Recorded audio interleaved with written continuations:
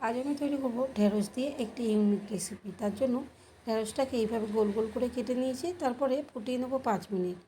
জল ঝরিয়ে নিলাম একটা ঝুড়ির মধ্যে। এরপরে ঢেঁড়সের মধ্যে দিয়ে দেবো 2টো ডিম, দিয়ে দিলাম পেঁয়াজ কোচানো, টমেটো, এর সাথে দিয়ে দেবো ধনেপাতা, কাঁচা লঙ্কা আর স্বাদ মতো লবণ। সব কিছু দেওয়ার পরে এখন খুব ভালো করে এটাকে মিক্সড করব। তারপরে দিয়ে দেবো চা চামচের 2 চামচ ময়দা, তবে ময়দার পরিবর্তে আটাও ব্যবহার করা যাবে। সেটাকেও খুব ভালো করে মিশিয়ে নিলাম।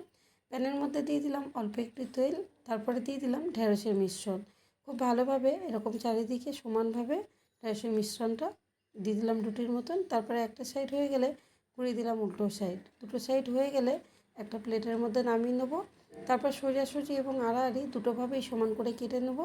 আর দেখতে দেখুন ঠিক এখন 3 কোণার মতন লাগছে। এইভাবেই রেডি করে নেব ঢেঁড়সের ইউনিক একটি রেসিপি।